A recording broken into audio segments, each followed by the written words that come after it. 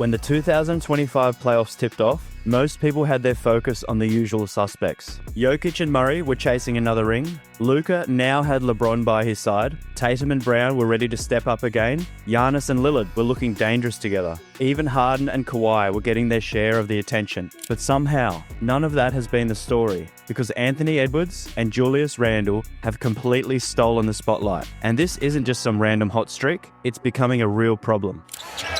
Going dancing with Kobe White. Between the legs dribble on the drive.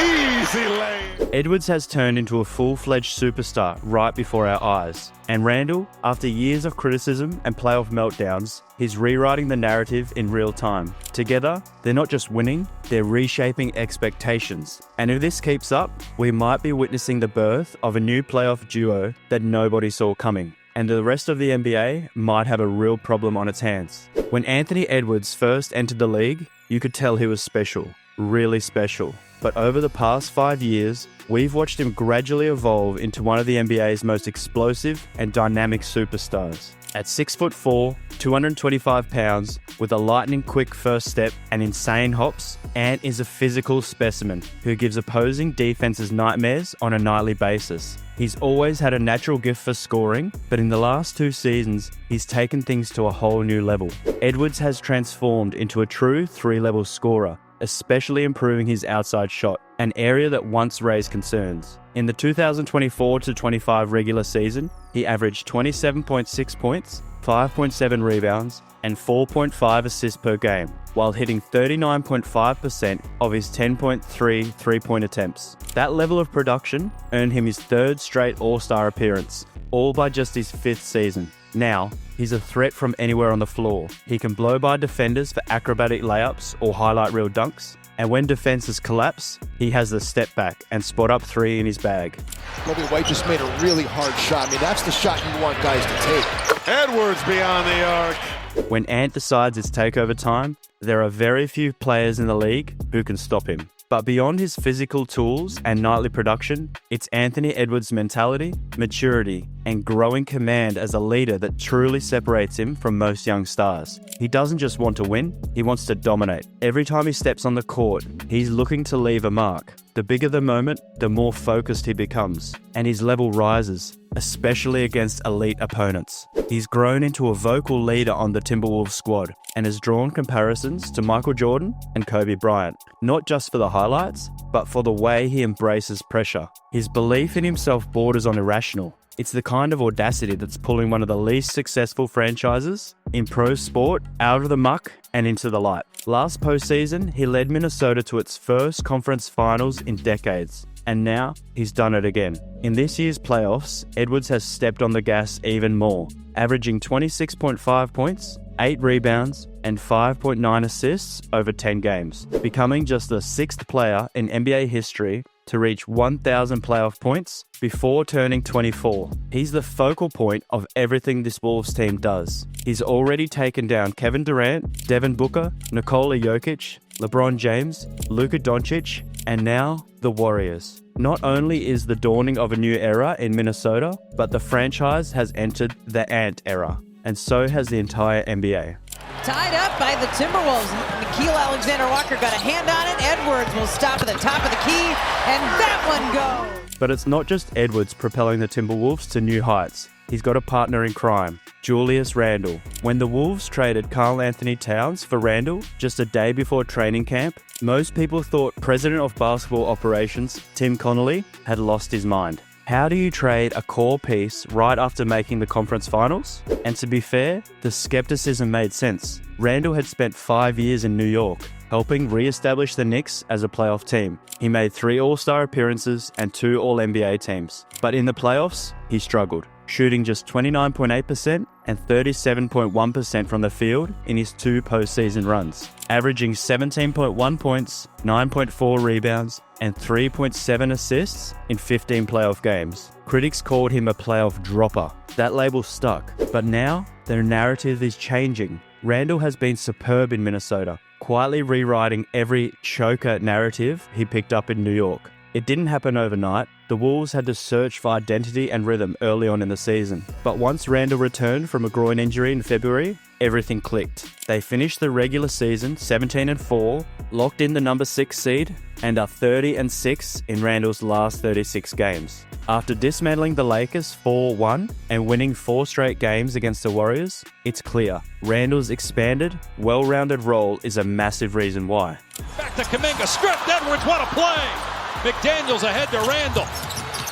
Randle got caught in the air, plays for Gobert! In fact, one of the biggest reasons the Timberwolves got past the Lakers in the first round was Julius Randle. The veteran forward averaged 22.6 points in that series, hitting 39.3% from deep and punishing a defense overloaded on Anthony Edwards. Against the Warriors, he took it up a notch, averaging 25.2 points, 6.6 rebounds, and 7.4 assists, while shooting a scorching 53.3% from the field. He was second on the team in plus-minus, with the Wolves outscoring Golden State by 42 points when he was on the floor. Whether it's powering through mismatches in the post or calming the offense as a play initiator, Randle showed he can be whatever the team needs. His bully ball style is built for playoff basketball. He's the perfect co-star to Edwards, who's dropped 26.2 points, 7.6 boards, and 5.6 assists against the Warriors. Together, they've made the Timberwolves history. This is the version of Randle Knicks fans always hope to see, only now it's Minnesota reaping the rewards. And make no mistake, this is Randle's best playoff run since entering the league in 2015, averaging career highs with 23.9 points, 5.9 assists in 37.6 minutes, 50.9% shooting from the field, and 34.5% from three. He's rewriting his postseason legacy in real time. Randle has it, shot clock at 5, he'll take it in and take it down! But the truth is, NBA teams can only go as far as their stars take them. And for Minnesota Timberwolves, with Anthony Edwards and Julius Randle leading the way, they've got 2 reliable offensive engines who can carry the load. In fact, what makes the Timberwolves better than most teams, and legitimately scary, is the connection between Edwards and Randle. On paper, their styles shouldn't mesh this well. Edwards is an explosive, perimeter-heavy guard who thrives in isolation and transition. Randle is a bruising scorer who relies on strength and downhill drives. Yet somehow, they've become one of the most unpredictable and effective duos in this playoffs. They've learned to play off each other, leveraging their differences to exploit defenses. And they're not just trading isolation possessions, there's synergy now. If you double Edwards, Randle feasts on mismatches inside. If you collapse on Randle, Edwards gets the space he needs to cook. Either way, it's a nightmare for opposing defenses. And trying to contain the both of them feels like a lose-lose situation. For one, there are only a handful of players in the league as intimidating as Anthony Edwards when he's locked in. In the past, he relied mostly on explosive drives to the rim, but he's evolved. He's now a true 3-level scorer with a much improved 3-point shot that's made him a nearly unguardable. His natural scoring instincts, combined with an audacious confidence, make him one of the league's most dangerous players. When he decides it's time to take over, there are few who can match his skill set and mentality. Edwards slicing down the lane!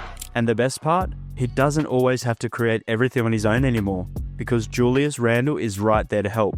Randle brings a completely different edge to this Timberwolves team. He's physical, tough as nails, and isn't afraid to bully defenders inside. But he's also a steadying presence, capable of slowing the game down, creating offense, and making smart reads. Their games mesh perfectly. Randle thrives off the gravity Edwards creates, getting cleaner looks and favorable matchups. Edwards benefits from Randle's screens, spacing, and the attention he draws in the paint. It's not just about numbers, it's about feel. These two make the game easier for one another. There were moments this postseason where Randle's playmaking opened everything up, like Game 2 and Game 3 against the Warriors, where he dropped 11 and 12 assists respectively. Then in Game 5, it was Edwards' turn to dish, putting up 22 points and 12 assists in a brilliant all-round performance. And sometimes, they both go off. Like Game 3, they combined for 60 of Minnesota's 102 points. This isn't just a duo, it's the engine of a contender. That said, the Timberwolves also boast an incredibly deep roster, filled with players who fit perfectly into Finch's system. While Edwards and Randle are the go-to stars, the supporting cast plays crucial roles. Jaden McDaniels is blossoming into a two-way force, averaging 15.4 points, 6.1 rebounds, and 1.4 steals in 10 playoff games so far. Rudy Gobert, though a bit inconsistent at times, has stepped up with some monstrous performances on the boards and defensively, averaging 9.6 rebounds, 8.9 points, and 1.3 blocks. His steady defensive presence often flies under the radar, but is vital to the Wolves' success. Then there's Naz Reid, a former 6th Man of the Year who provides much-needed production off the bench, averaging 11 points, 3.6 rebounds, and 1.7 assists. Gets a steal, first possession of the fourth. Naz Reid with those 4 fouls. Wings one. Dante DiVincenzo's scoring touch has been a little off, but his relentless energy, spacing, and hustle bring a spark whenever he's on the floor. And you can't overlook Mike Conley, the veteran on the team.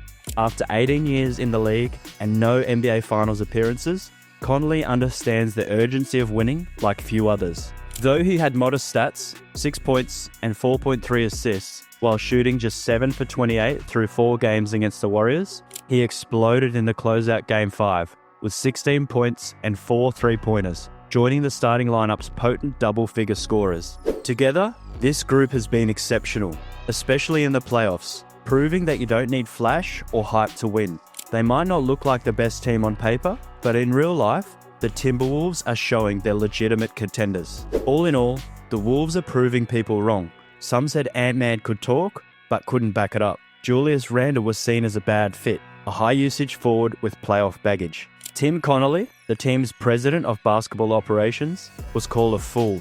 First for trading the future for Gobert, and then again for trading Cat after reaching the conference finals. And head coach Chris Finch, critics said he wasn't the guy, that last year's success was a fluke run that wouldn't last. But now, the Wolves look even closer. This team isn't just surviving, it's thriving.